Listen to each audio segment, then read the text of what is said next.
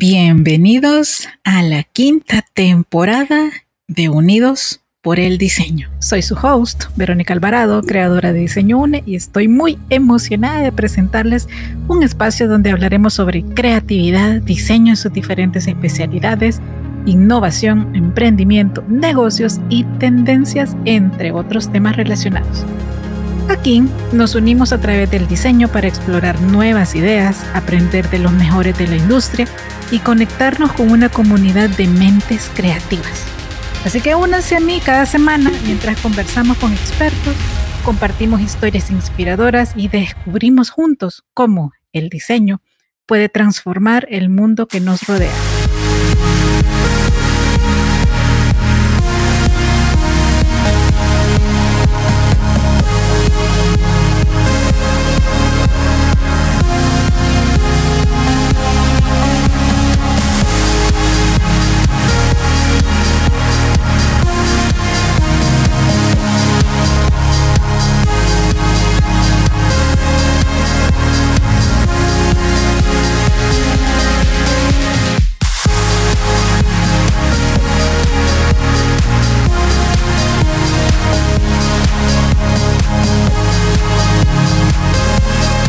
Unidos por el diseño. Bueno, hace poco me recomendaron una miniserie que se llama Ángela. Decidí darle la oportunidad de mi atención y es una serie fuerte, sobre todo para mujeres que han vivido el abuso narcisista en todas sus formas de maltrato. El episodio de hoy se llama Ángela, que es como se llama realmente la serie, y se las recomiendo. El espejismo del amor con un narcisista. Como saben, después de que alguna película o serie realmente me llame la atención y quiera comentarla con ustedes a través del podcast, sí también me tomo el tiempo de escuchar otros comentarios, youtubers, tiktokers, bueno, en las diferentes redes. Por raro que parezca, todavía no he encontrado mujeres psicólogas comentando esta serie. No sé si es porque es muy reciente y todavía no les ha dado tiempo de verla, pero cuando salió Adolescencia, fue un furor. Y me preocupa el hecho de que el TPN, es decir, el trastorno de personalidad narcisista, se esté volviendo común o se esté romantizando. Me preocupa que se esté volviendo normal el tema del narcisismo, y peor aún, que se romantice, y peor aún que eso, que se crea que se puede sanar, porque no se puede. Como le dice una de las expertas que les recomiendo y sigo, la pueden encontrar en TikTok o Instagram, se llama Liz Ann Plata.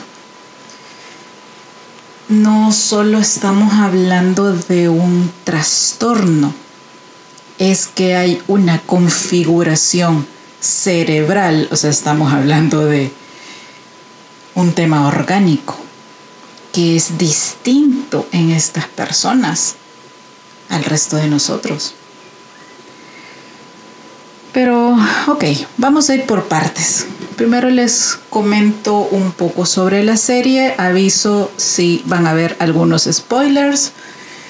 Y después entro de lleno al tema del narcisismo, que en serio me tocó vivirlo allá por el 2018, aprox. No en tema de pareja, que es lo que tiene que ver esta serie, sino amigos uno, mentor el otro, Y después conocí a una mujer que a veces no es tan habitual, pero sí existen. Hay narcisistas, tanto hombres como mujeres. Quizá también por el tema de las películas y las plataformas conocemos más hombres, pero los hay por igual. Y les voy a dar datos muy interesantes, incluso hasta estadísticos a nivel global, sobre un tema que la verdad no sé por qué no existen congresos internacionales abordando este tema, si son personas que causan mucho daño y que incluso pueden llegar a desvivir a alguien sin el menor remordimiento, porque una de sus características es que no poseen empatía. Aprenden a fingirla, que es distinto. Bueno, esta es una breve sinopsis de la miniserie Ángela, producida este año. Es una miniserie española con una adaptación de la británica Angela Black. Es un thriller emocional de 6 episodios, protagonizado por Verónica Sánchez, que es Ángela, Daniel Grau, Gonzalo, su esposo, y Jaime Satarain, que es Edu. En apariencia, Ángela lleva una vida familiar perfecta.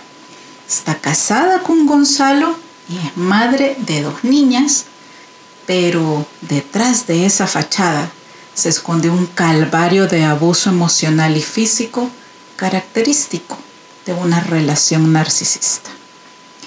La llegada de Eduardo o Edu, un antiguo compañero de instituto, despierta en Ángela la ilusión de una vía de escape. Sin embargo, Edu no es quien aparenta ser. Su reaparición tiene implicaciones más profundas de las que surgen en un primer momento. Con el apoyo de su amiga Esther, Ángela comienza a cuestionar la realidad de su matrimonio y buscará desenmascarar tanto a Gonzalo como a Edu. Desde un enfoque psicoemocional, la serie retrata con crudeza el ciclo de abuso narcisista, es decir, seducción, control, erosión de la autonomía, manipulación y el difícil proceso de despertar y resistencia. Refleja lo complejo de salir de una relación así, donde la víctima se cuestiona su propia percepción y a menudo termina siendo desacreditada incluso por quienes la rodean.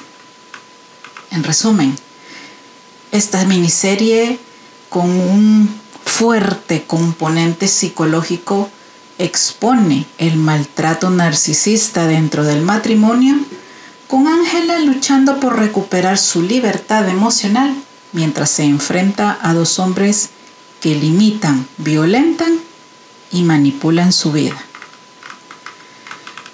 Como les dije, no he encontrado todavía muchos análisis entre psicólogas.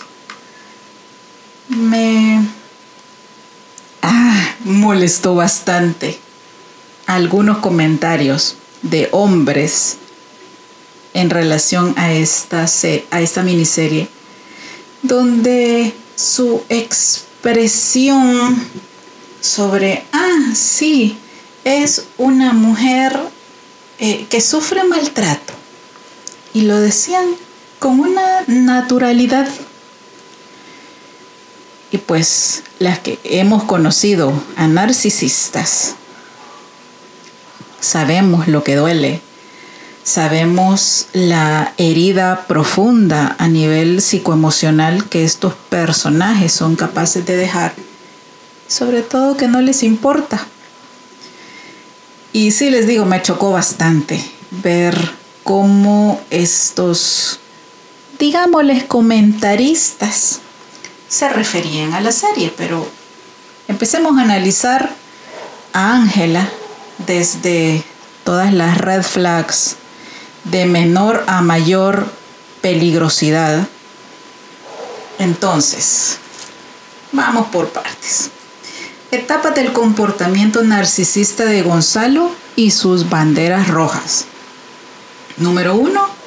El hombre encantador, protector y controlador, disfrazado de buen esposo, entre comillas. Banderas rojas sutiles pero importantes, pongan atención.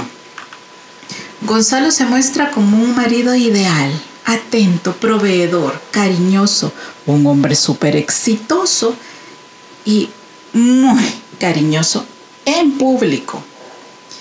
Pero en lo privado, controla sutilmente, es decir, decide sin consultar, incluso hasta lo que van a ordenar para comer. Revisa lo que Ángela hace o deja de hacer y le resta importancia a sus emociones. Lo que ella siente, no importa lo que ella quiere, no importa, incluso debe vestirse como él desea o pueden haber consecuencias. No solo verbales, físicas. Frases como yo sé que es lo mejor para ti o no exageres, estás muy sensible, marcan el inicio del gaslighting emocional. Como una breve interpretación clínica, aquí aparece la fase de idealización y dominio encubierto. El narcisista necesita controlar el entorno para sentirse seguro y superior, sin que la víctima lo perciba como una amenaza. 2. Aislamiento disfrazado de protección. Las red flags más visibles son las siguientes. Le impide mantener relaciones sociales significativas, especialmente con amigas como Esther sí. Ellos buscarán la manera de aislarte. Es otra forma en la que no tengas recursos o personas a quienes acudir y que ellos se conviertan en el eje, centro, motor y todo tu universo. Siguiente. Gonzalo se muestra celoso de sus espacios privados, incluso de su trabajo o de sus pensamientos. Él, entre comillas, la obliga a dejar el trabajo. Son 2 arquitectos muy exitosos, tienen una casa de ensueño de la cual Gonzalo con frecuencia se siente orgulloso y pues ¿quién hace toda la labor? ¿Quién cuida a las niñas además? Ángela. Siguiente.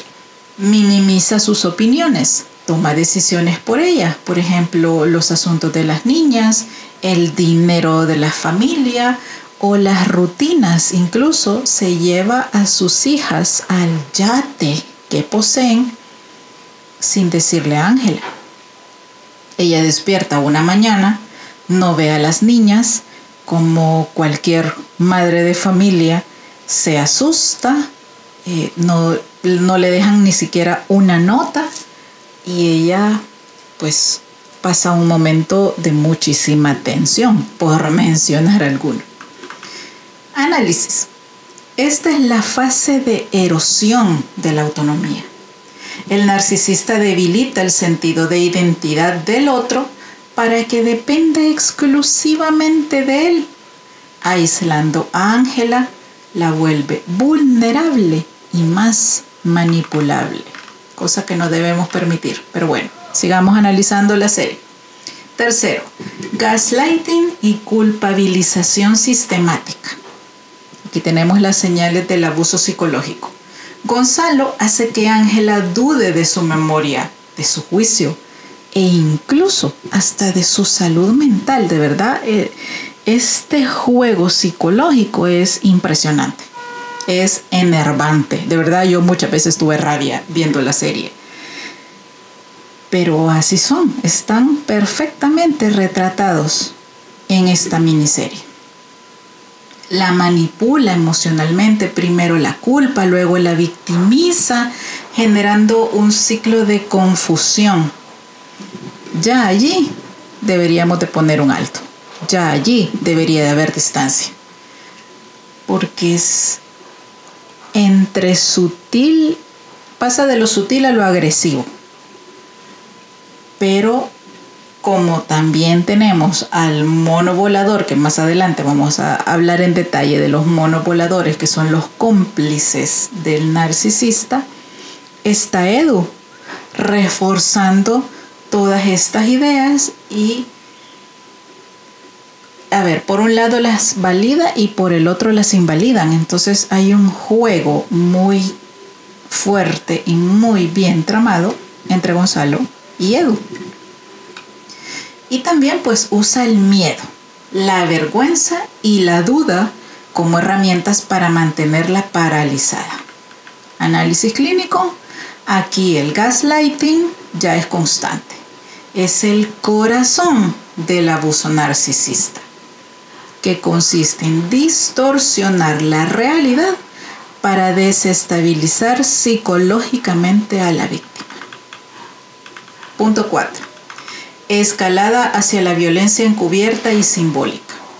El momento crítico y más peligroso. Por eso les digo que una persona con TPN, con trastorno de personalidad narcisista, sí puede ser muy peligroso. En serio, pueden llegar a desvivir a alguien y podemos verlo en la serie, que casi sucede. Ok. Comienza el abuso físico o la amenaza del mismo.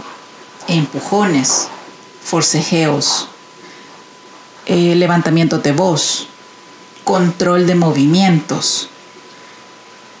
Sí podría ser gradual en algunos momentos, pero en otros, este hombre pasa de charco a tsunami en 3, 2, 1. Gonzalo utiliza a las hijas como medio de manipulación, que esto es algo que lastimosamente también los narcisistas hacen. Utilizan a sus propios hijos como moneda de cambio. Él amenaza con quitárselas o hacerles daño emocional si Ángela no se comporta como debe. Aparecen actos de intimidación, romper objetos, cerrar puertas con violencia, el control económico extremo. Ella también había trabajado por ese fondo familiar, pero él se asume como el dueño, la cabeza y el que decide. Diagnóstico: se cruza la línea del abuso psicológico al abuso físico y coercitivo. Aquí la integridad de Ángela ya está en peligro real y evidente. Es la etapa en que muchas mujeres quedan atrapadas por el miedo.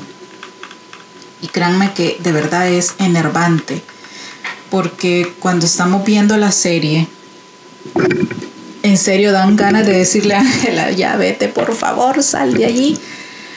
Pero también tenemos que comprender que si conocemos a una persona, ya sea hombre o mujer, que esté en una relación de esta naturaleza, no siempre van a poder tener la voluntad necesaria, el coraje para, uno, denunciar a esa persona,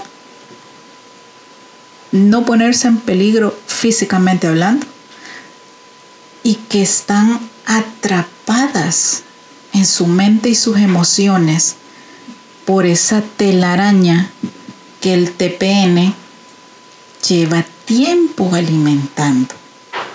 Entonces no es solo querer, no es... a veces tendemos a juzgar a la gente del por qué siguen una relación insana. Y es que no siempre podemos ver todo el trasfondo de las cosas. Y en el caso de las relaciones de abuso narcisista, pueden haber muchísimos, pero muchísimos matices que no alcanzamos a ver. Pero pasemos al punto 5. Peligro inminente vigilancia, persecución y pérdida total de seguridad. Esta es la fase final de la espiral narcisista. Gonzalo ya no oculta su violencia. Se siente con derecho a destruir, poseer o decidir por Ángela. Intenta desacreditarla ante otros, manipula evidencias y empieza a aparecer él como la víctima ante los demás. La llegada de Edu pone en jaque su control, porque él se vuelve más impredecible y también agresivo. A ver, el riesgo extremo. Cuando el narcisista pierde el control percibido sobre la víctima, puede recurrir a tácticas peligrosas como el acecho, el chantaje legal, es decir, pelear custodias o hacer denuncias falsas, o incluso la violencia letal. Se llama también esa parte furia narcisista, que son los actos de venganza, cuando ya no tienen control sobre su víctima. Créanme que lo he visto, en serio existe. Entonces, para dar cierre a esta etapa del episodio, a ver, el personaje de Gonzalo representa un perfil clásico de narcisismo coercitivo. Comienza como el príncipe encantador y termina siendo una figura amenazante que intenta destruir la psique de Ángela. La serie es muy valiosa porque muestra con precisión el proceso gradual de desgaste emocional que muchas víctimas viven antes de identificar que están en una relación abusiva y peligrosa. Pero ahora analicemos a Ángela. ¿Cómo es el perfil psicológico, su comportamiento como víctima de abuso narcisista? Primero tenemos el autoengaño de la perfección. Tengo una familia hermosa, no debería quejarme. Desde el inicio, Ángela se muestra como una mujer aparentemente estable, con una vida perfecta, entre comillas. Este autoengaño es común en víctimas de narcisistas porque, número 1, el agresor ha construido una fachada social impecable que refuerza la idea de una vida ideal en pareja o en familia. 2, ella se aferra a esta ilusión como defensa para no enfrentar el horror de su realidad. Por eso siempre piensan que van a cambiar o que yendo a terapia esto se va a arreglar, y eso no va a suceder. Y 3, la negación del abuso es una forma de sobrevivencia psicológica. Aceptar el abuso significaría aceptar que toda su vida está basada en una mentira. Esto se conoce como disonancia cognitiva traumática. El cerebro prefiere justificar el sufrimiento antes que enfrentar una verdad devastadora. 2, ciclo de esfuerzo, manipulación emocional y confusión mental. Gonzalo la alterna entre el cariño y el miedo, el desprecio y la validación. Ángela vive inmersa en un círculo de refuerzo intermitente típico de las relaciones narcisistas. Cuando está a punto de alejarse, Gonzalo la recompensa con ternura, disculpas, regalos o promesas que nunca cumple y que no va a cumplir. Luego vuelve a la violencia, la culpabilización o la indiferencia. Este vaivén la deja mentalmente desorientada, emocionalmente dependiente y cognitivamente inmovilizada. Dicho de otras palabras, todos necesitamos un piso, saber dónde estamos parados, para dónde vamos.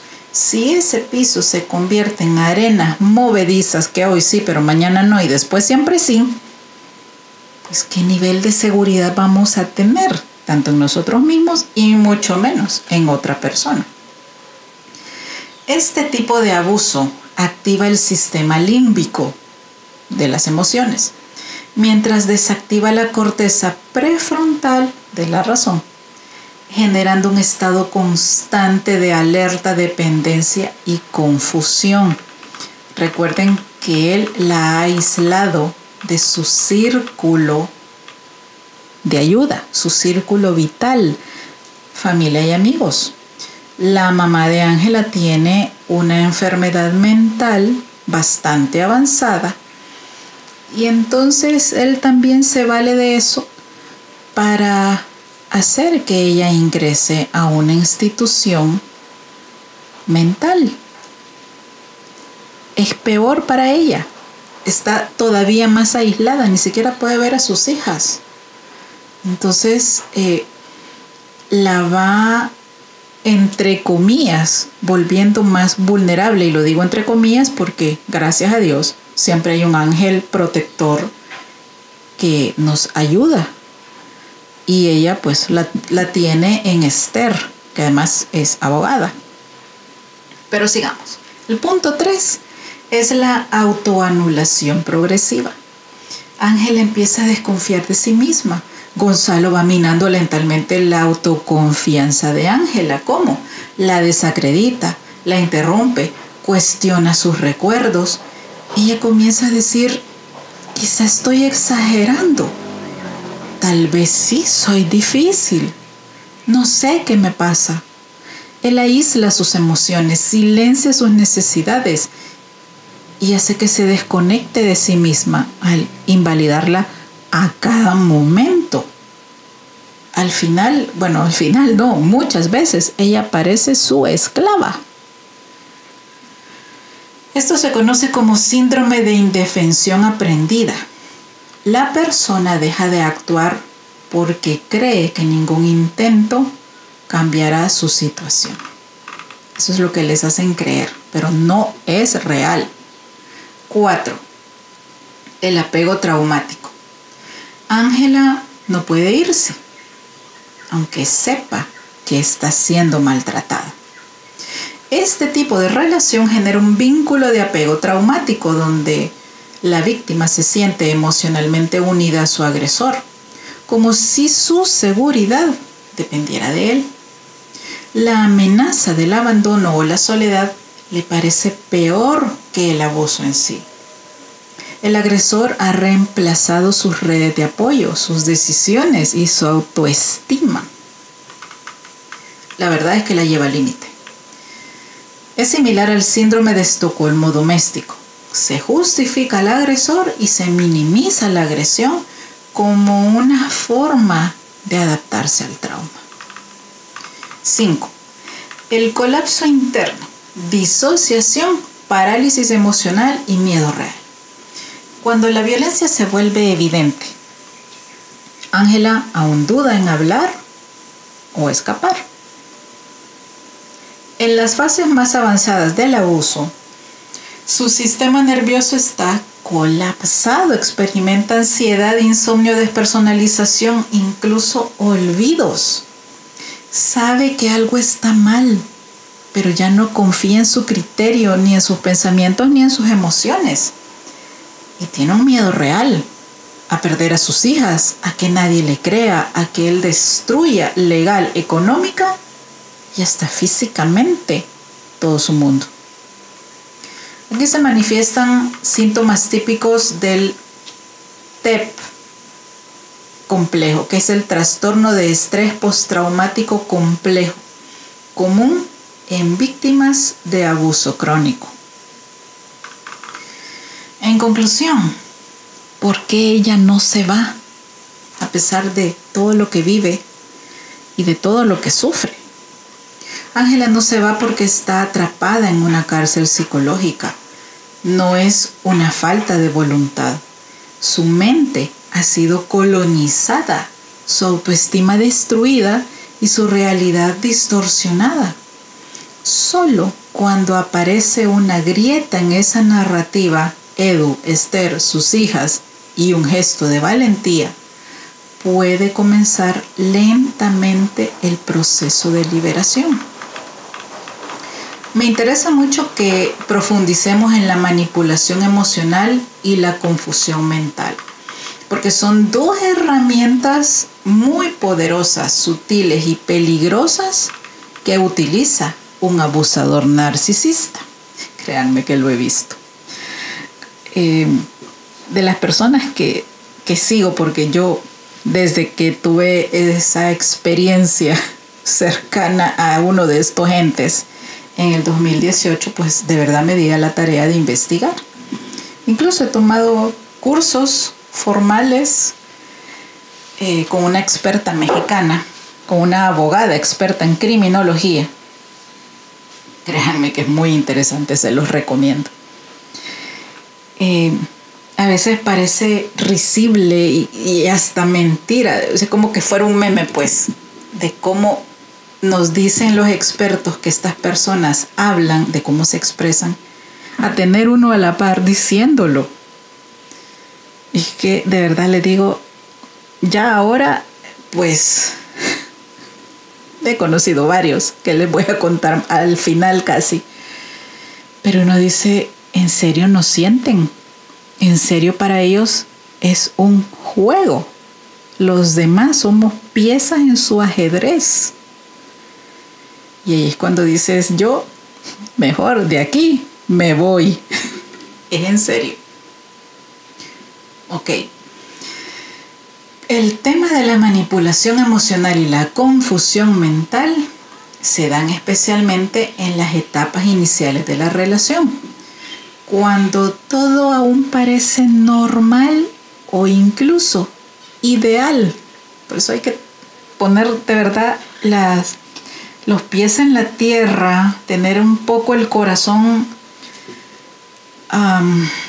controlado.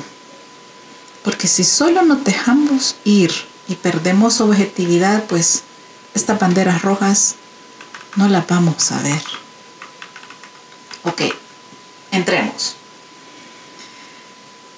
¿Cómo identificar estas señales? Manipulación emocional y confusión mental, ¿por qué son signos tempranos del abuso narcisista? El narcisista no comienza con violencia física ni con insultos directos. Primero seduce, luego condiciona y después domina. Manipular las emociones de una persona, sea su pareja o una amistad, porque no necesariamente tiene que solo suceder en una pareja, es la forma de ganar poder sin levantar sospechas. ¿Cómo se manifiestan estos signos tempranos? Número 1 es el gaslighting emocional. Frases como, estás exagerando, eso nunca pasó, siempre haces un drama por todo, son frases típicas de los narcisistas. Créanme cuando les digo que sí las dicen. Objetivo: sembrar dudas sobre tu propia percepción, memoria o razonamiento. Ellos saben perfectamente que sí es cierto, pero van a hacer todo, créanme, todo, por salirse con la suya, por confundirnos y hacernos creer que no fue así. Resultado: empiezas a preguntarte si estás viendo las cosas demasiado sensibles, si eres tú quien necesita ayuda y cedes el control de tu interpretación de la realidad. 2. Amor condicionado. El narcisista retira afecto, atención o validación si no haces lo que quiere. Usa el castigo silencioso, el desprecio o la retirada como forma de control. O sea, la ley del hielo, pues, sí, lo hacen. Ejemplo: si no cedes, se pone frío y te ignora. Pero si te disculpas, aunque no hayas hecho nada malo en realidad, entonces te vuelve a querer. Resultado: aprendes a traicionarte a ti misma para no perder su amor. 3. Refuerzo intermitente. Alterna periodos de amor intenso como un bombardeo de amor, love bombing le dicen también. Regalos, palabras grandiosas y enormes gestos públicos para volverte a atraer, así como un anzuelo. Pero después regresa a su indiferencia, celos y críticas sutiles. Resultado, el cuerpo y la mente entran en un ciclo de adicción emocional, te vuelves dependiente de sus momentos de bondad y haces más esfuerzos para que regrese. Este patrón es el mismo que el que usan las casas de apuestas o los juegos de azar. El refuerzo intermitente es adictivo. 4. Narrativas confusas o contradictorias. Dice una cosa y luego otra completamente opuesta. Cambia los hechos en su relato. Te culpa de cosas que él ha provocado. Resultado: la víctima empieza a desconfiar de su juicio, sus emociones y su memoria. Entra en un estado de niebla mental. Vimos todas las etapas en la serie. ¿Cómo detectar estas señales a tiempo? A ver, tenemos dos columnas, la del comportamiento y la alerta temprana. Se las voy a ir leyendo una a una. ¿Sientes que te cuestionas constantemente? Alerta temprana. ¿Será que estoy exagerando? Comportamiento. ¿Te sientes culpable incluso cuando no has hecho nada malo? Alerta temprana. Revisión constante de tus acciones. Comportamiento. ¿Te disculpas demasiado? Alerta temprana, aunque no estés segura de qué hiciste. Comportamiento. ¿Te cuesta tomar decisiones sin su aprobación? Alerta temprana, dependencia emocional. Comportamiento. ¿Experimentas ansiedad en su presencia? Alerta temprana, estado de alerta constante. Comportamiento. ¿Te alejas de amigos o familiares por lealtad a él? Alerta temprana, aislamiento inducido. Comportamiento. Cuando algo duele, él dice que es por tu culpa. Alerta temprana, inversión de la responsabilidad. ¿Qué hacer si empezamos a identificar estas señales? 1. Sería muy bueno llevar un diario emocional. Llamémosle también bitácora. Llamémosle también un registro de situaciones extrañas, pleca comunes, podría ser. Es decir, registrar lo que sientes, lo que dijo, cómo reaccionaste. Eso ayudará a ver patrones y validar lo que estamos experimentando cuando empecemos a dudar de nosotros mismos. Créanme que sí sirve crear un perfil. A veces solo dejar a la mente situaciones que se pueden volver confusas, pero si llevamos un diario y un perfil, podríamos ir teniendo más claridad de las cosas y quizá estar menos tiempo expuestos a este tipo de personas. Porque en serio saben camuflarse muy bien. Los narcisistas encubiertos son quizá de los más peligrosos. Porque en su aura de amor o de carisma, pues no vamos a ver el monstruo que está detrás. Ellos fingen empatía, ellos no sienten empatía, la fingen. Y si van a terapia, pues es peor, porque solo van a tomar herramientas que el terapeuta, llámese psicólogo o psiquiatra, u otro, les va a dar y que después van a utilizar en contra de la víctima. Entonces es peor. A ver, ¿qué otro consejo tenemos? Habla con alguien externo y de confianza. Muchas veces el aislamiento impide ver lo que está pasando. Hablar con una persona de confianza como una amiga, un terapeuta o un especialista nos puede devolver la perspectiva y la objetividad. 3.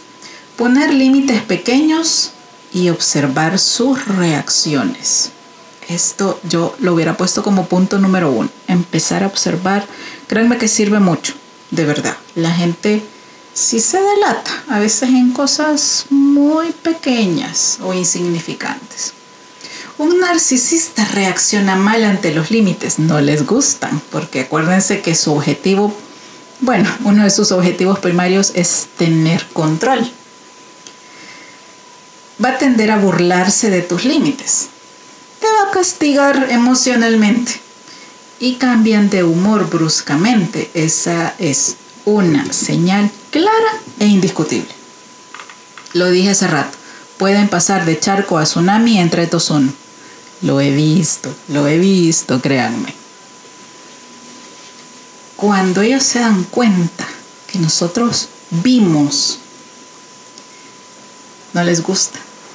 Hacen todo lo humanamente posible por volver a revestirse de su máscara de perfección o de emotividad fingida, porque es que de verdad su sistema emocional está alterado. No podría decir que no sientan, pero como todo pasa por el filtro de la manipulación, todo está alterado.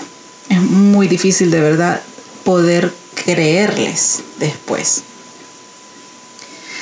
Definitivamente tenemos que informarnos, todos, ya sea que lo hayamos vivido o no, todos debemos estar informados sobre el ciclo de abuso narcisista.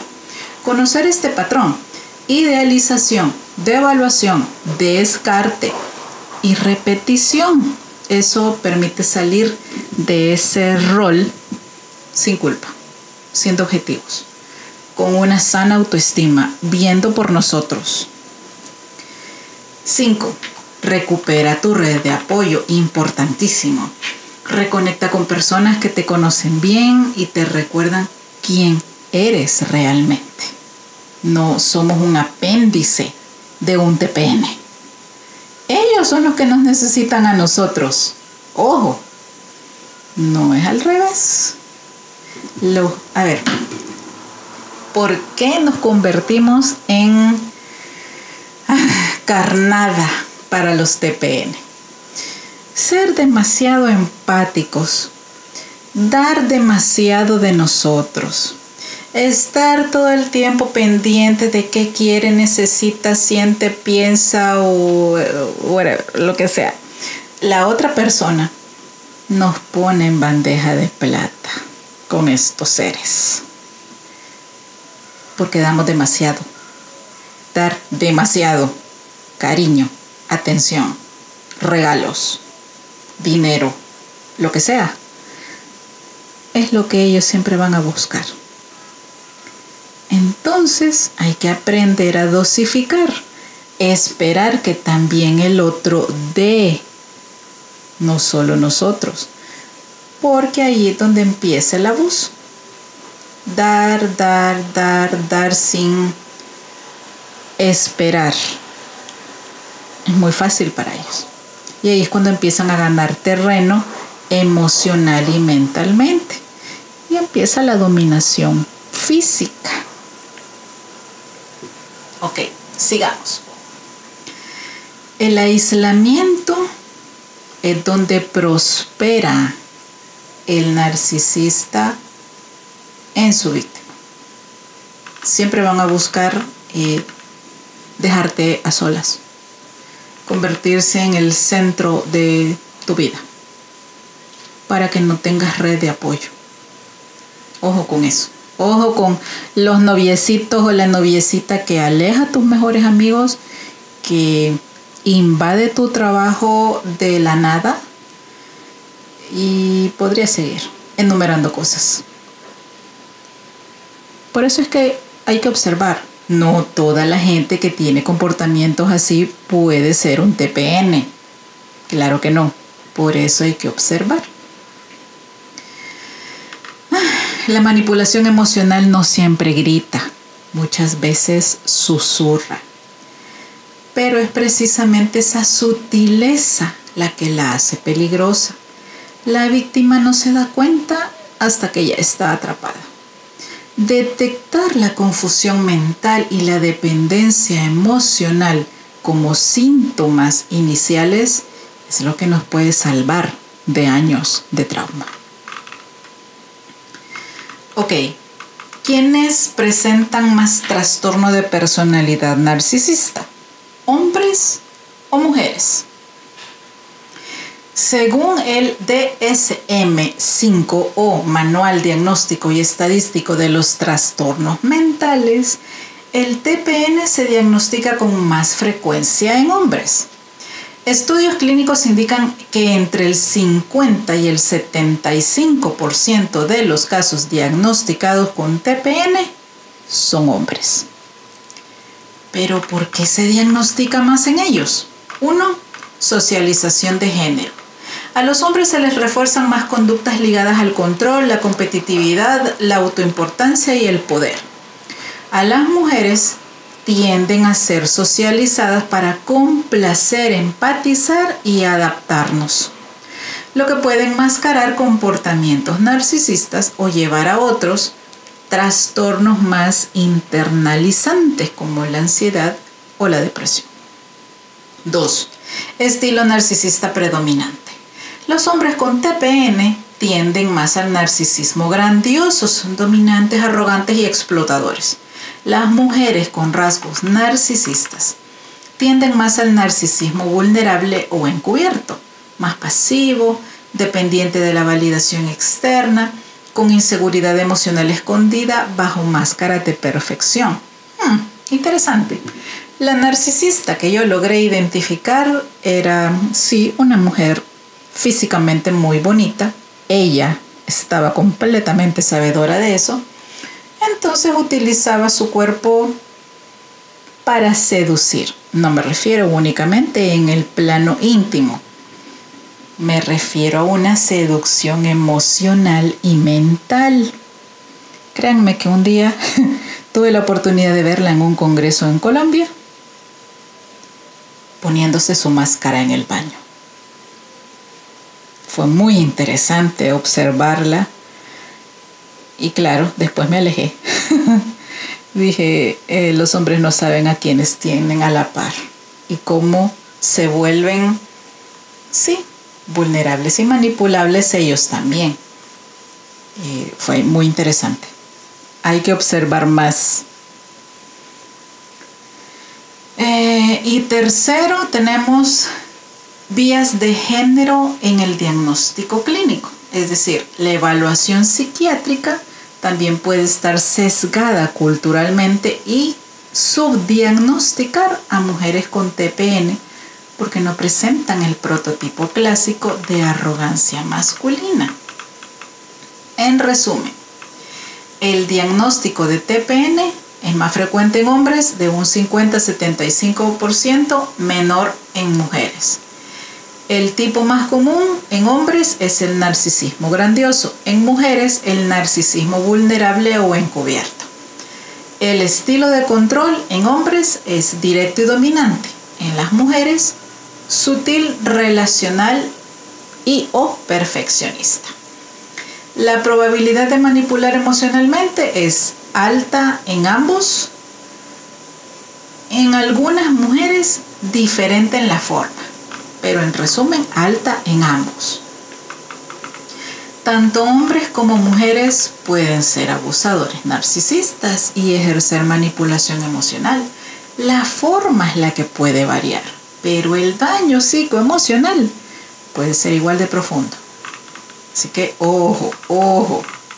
A ver, escuchen esto.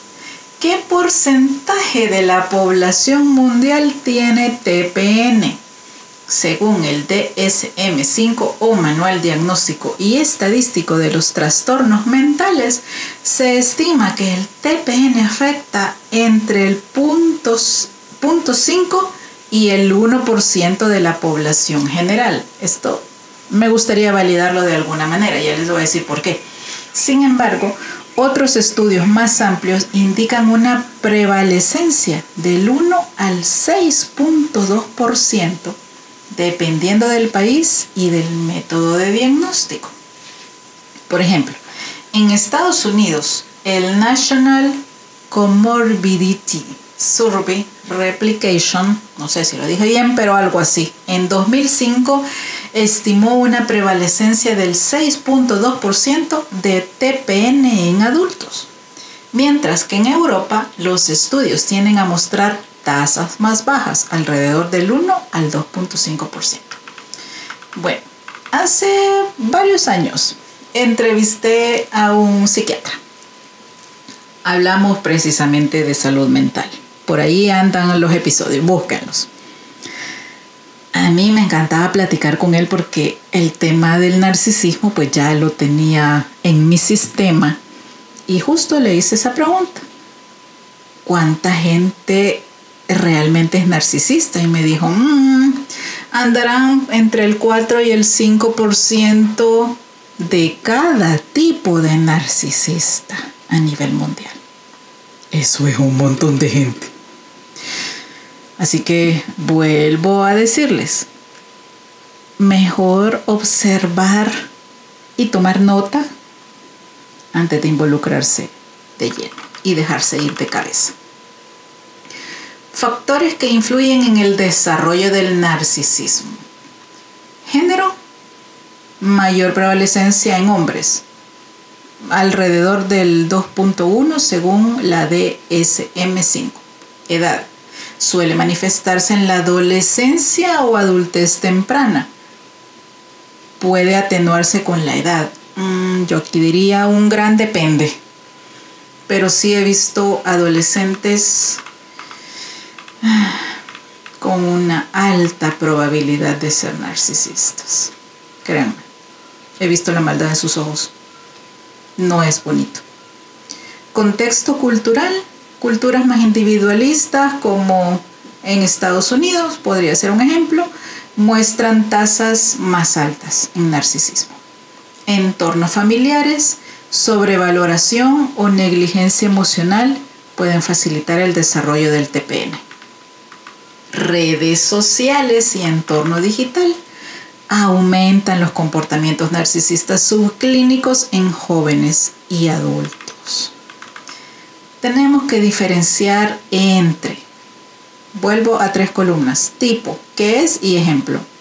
Tipo, narcisismo saludable, es decir, autoestima sólida y necesidad de reconocimiento sano, como la gran mayoría de nosotros la tiene. Ejemplo, un líder que inspira sin aplastar a los demás.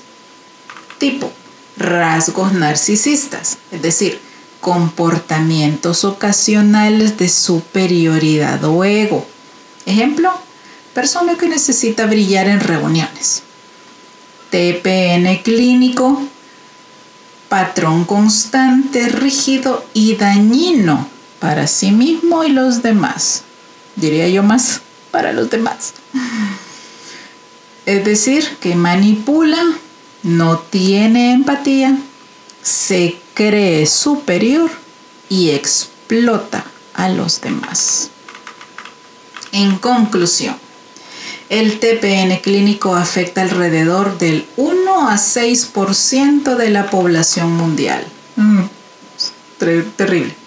Pero el narcisismo como rasgo o estilo de personalidad está presente en hasta un 15% y puede aumentar por factores sociales y culturales. La detección temprana, especialmente en entornos educativos, familiares y laborales, es clave para prevenir relaciones abusivas o entornos tóxicos. Ay, ¿qué les digo? Informémonos. Pasamos casi al final, pero me interesa también dejarles estos conceptos que en serio existen, también lo viví. Uno de los narcisistas con los que me lastimosamente encontré, y sí, son gente que duele porque tú das cariño naturalmente, le abres el corazón a la gente y dices, es mi amigo, ¿verdad? En ese caso era mi mentor, una persona que yo estimaba mucho. Y pues, ¿qué creen? Cuando me alejé, apareció el mono volador. Es decir, un cómplice de sus intenciones. Pero ¿qué pasaba? A ver, yo era una persona que daba mucho.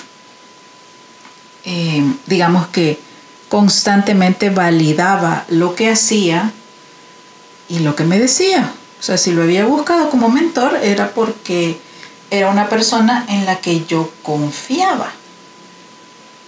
Y también se lo vivía recomendando al mundo.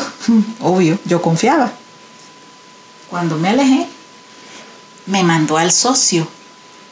Por eso es que les digo que sí existen.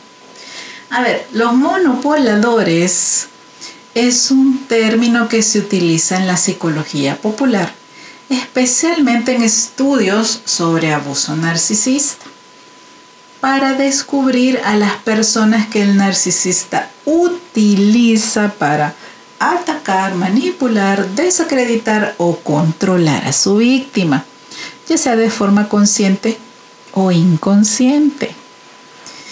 O sea, yo me sentía y creí por 5 años que era amiga de este mentor, ¿verdad? De la nada aparece el socio escribiéndome: ay, que cómo estaba, que hacía tiempo que no sabía de mí. Y yo así como, pues es que nunca hemos sido amigos, somos conocidos. Ahí ya era una red flag. Pero bueno, estos cómplices pueden ser amigos, familiares, compañeros de trabajo, profesionales, terapeutas, abogados, maestros, hay de todo. ¿Pero por qué se le llama así? El término viene del Mago de Oz, imagínense, donde la malvada bruja del oeste envía a sus monos voladores. Sí, recuerden Wicked, esos monos voladores, que pues empiezan a atacar y perseguir en el Mago de Oz a Dorothy, y en la reciente primera parte de Wicked, pues a las protagonistas. Son criaturas que no tienen voluntad propia, simplemente obedecen órdenes sin cuestionarlas, creyendo que están haciendo lo correcto.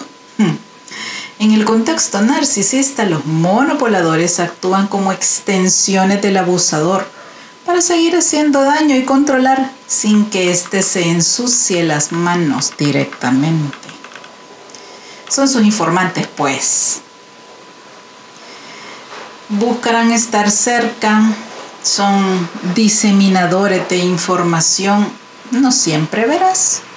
Repiten mentiras del narcisista, cuestionan la versión de la víctima porque se ponen a tu orden. Lo que tú necesites, lo que tú quieras. Pero se nota que no es real, que no es sincero. Esa es la palabra. No hay sinceridad, eso se nota.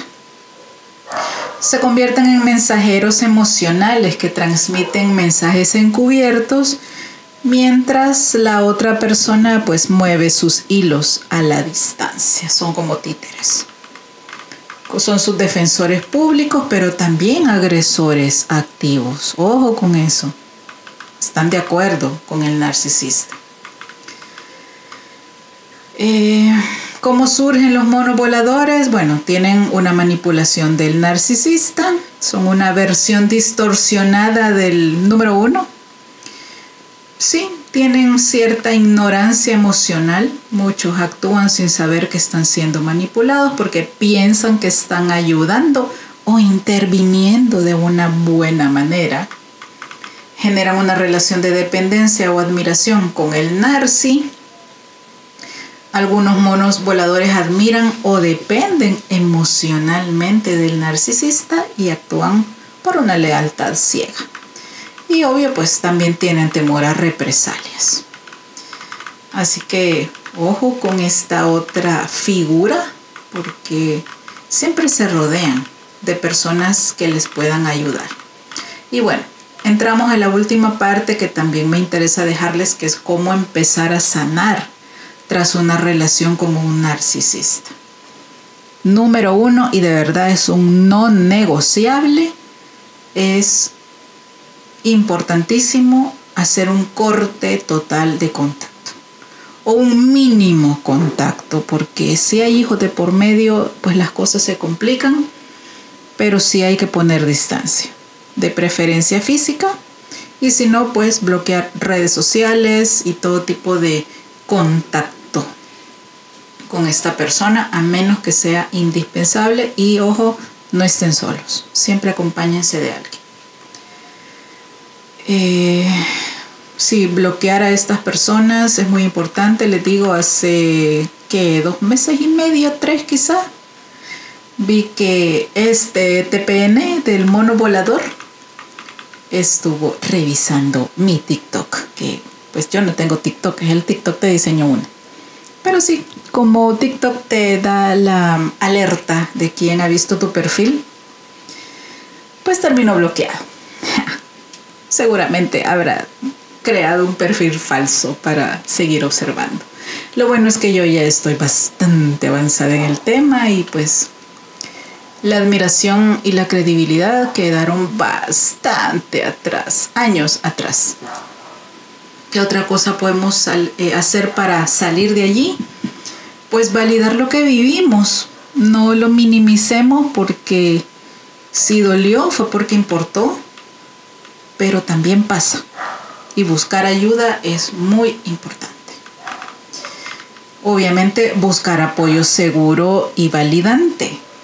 Hablar con personas que no juzguen ni duden de nosotros, sentirnos apoyados. De preferencia, un terapeuta especializado en trauma o abuso narcisista puede ayudarnos a desprogramar el daño emocional que estas personas dejan. Y considerar también incluso grupos de apoyo, presenciales o en línea. Ya hay mucha información en YouTube, especialmente se los recomiendo. Hay gente muy buena que se ha dedicado al tema y dan información valiosísima. Omar Rueda es otro que les puedo recomendar. Dejar de sentir vergüenza. No tenemos por qué sentir vergüenza por haber caído en las redes de uno de estos seres. Lo importante es salir de ahí. Recuperar nuestra brújula interna. Se puede. Claro que se puede. Miren, el año pasado me encontré a ese TPN en un evento. No le puedo negar que al principio estaba nerviosa porque era así como, ay, no puede ser, va a venir. Cuando vi en la pantalla su foto, yo dije, ay, no, ¿por qué vine? Y después dije, ay, bueno, total, yo soy parte de este evento, me han invitado, que él esté aquí como jurado de proyectos, pues, y estuvimos de lado a lado. El salón no era muy grande, no había para dónde ocultarse y sí, me encontré a un amigo, otro diseñador con el que estuve compartiendo una charla muy amena. O sea, realmente me lo pasé bien y se me notaba que yo la estaba pasando bien, no estaba fingiendo ni mucho menos. Genuinamente yo me la estaba pasando bien chivo. Y la otra persona, Mr. TPN, tenía una cara de pocos amigos. Ojo, yo nunca vi esa cara mientras fuimos, entre comillas, amigos. Jamás. Esa persona con esa cara de rabia, con esa mirada de la voy a deshacer porque se lo está pasando bien, jamás la había visto.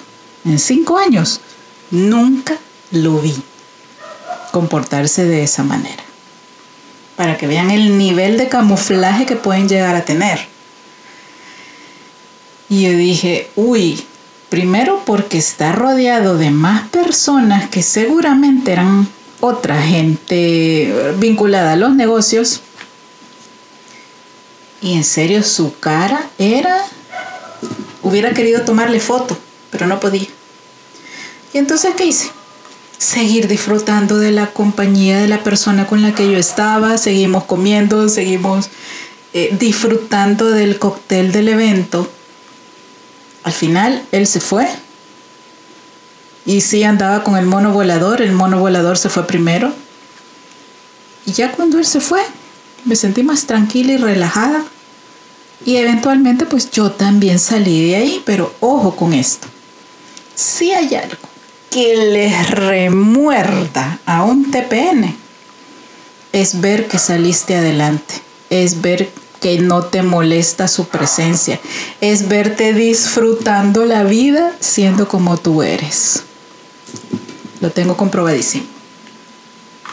Así que sí se sale, sí podemos reconstruir nuestra identidad con conciencia, volver a ser felices, volver a disfrutar de las cosas, porque nosotros sí sabemos cómo recomponer nuestro mundo emocional. Tenemos esa sensibilidad, no fingimos empatía para los demás y nuestra autoestima se va a sanar. Claro, sí hay que volver a poner esas alertas y también racionar la forma en la que nos damos a los demás, porque esa es la carnada, eso es lo que buscan. Entonces, nunca está de más, aprender a poner límites.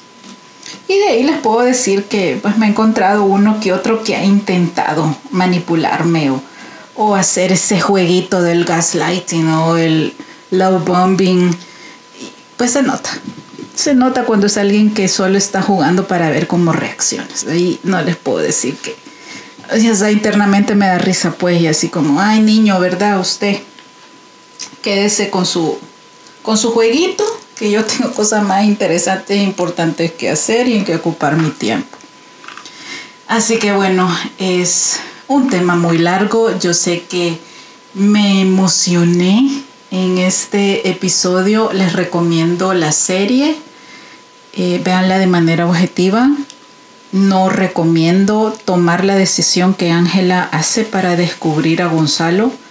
Es ponerse en un riesgo físico muy grande, sobre todo si tienen hijos o personas como sus padres o alguien más que dependa de ustedes.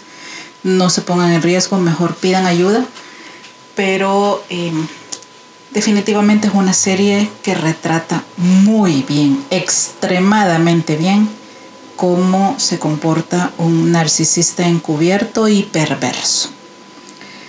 Bueno, todavía me quedó mucho por decir, el tema es largo, pero nuevamente les recomiendo los canales de Omar Rueda, que es español, y de Liz Ann Plata, que es mexicana.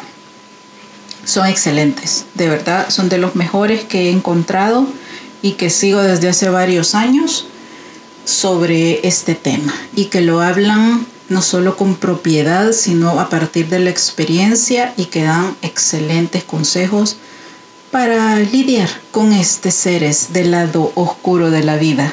Bueno, como siempre les digo, abrazos, bendiciones y nos escuchamos pronto. Hasta luego.